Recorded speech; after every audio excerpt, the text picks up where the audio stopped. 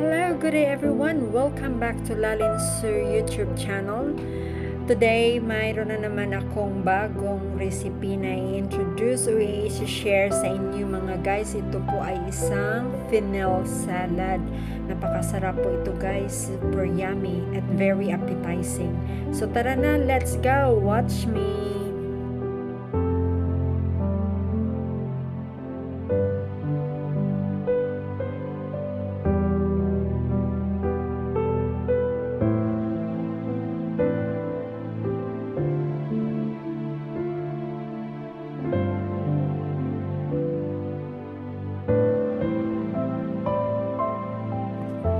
Here we go guys, let's start do the cooking. Meron po tayong pecan nuts. Actually, yung actual recipe na kinunan ko ng idea is yung recipe niya is walnuts. But you know, as I've always told you na I always twist the recipe to create my own creation para mai-share ko po sa inyo na hindi po tayo magka-copycat ng mga cooking ng iba. Like, I mean, we watch to get ideas, but we can create our own.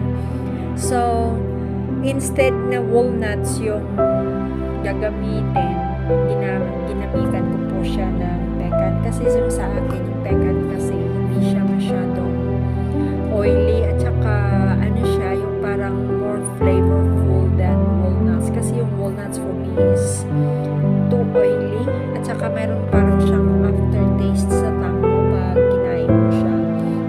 Unlike pecans na yung parang normal lang na nuts, it's yummy for me. So, here we go guys. Ito-toasted lang po natin yung pecans natin hanggang lightly toasted po siya.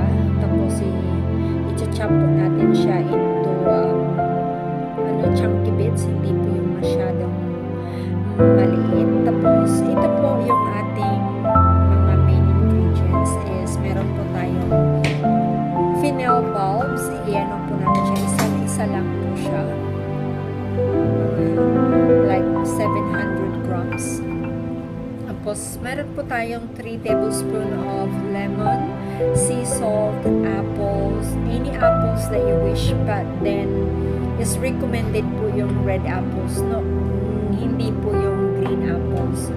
So tapos meron tayong kosher salt, pero konti lang yung hinad ko sa kosher salt, nilagyan ko siya ng normal salt, pero masarap yung kosher salt kasi meron siyang yung parang aroma na konti at saka yung parang basta masarap yung kosher salt kasi ano siya, yung parang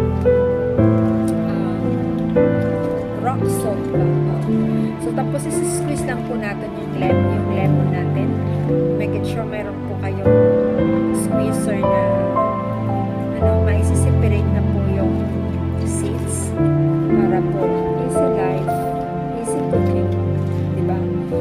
Tapos meron po tayong sea salt, black pepper, parmesan shave, but that's optional kasi hindi naman lahat kumakain or like to eat cheeses.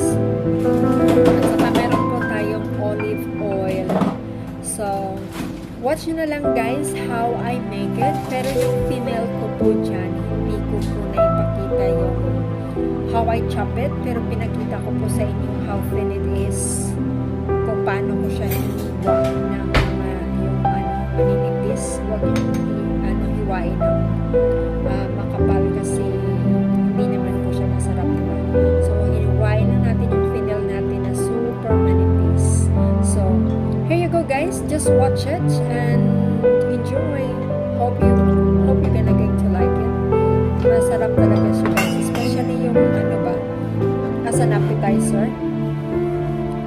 Masarap talaga. I guess, pag nagluto kayo ng ganyan. Like for me, sinabay ko po siya sa nung gumawa ako ng roasted baked porks ko. Meron din akong recipe dyan. Makikita nyo.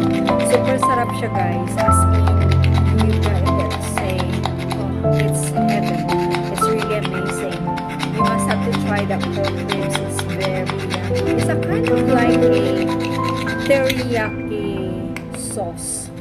but in my own twist as well. So just watch it to the end, guys. Hope you like it. Have fun. Have a great day.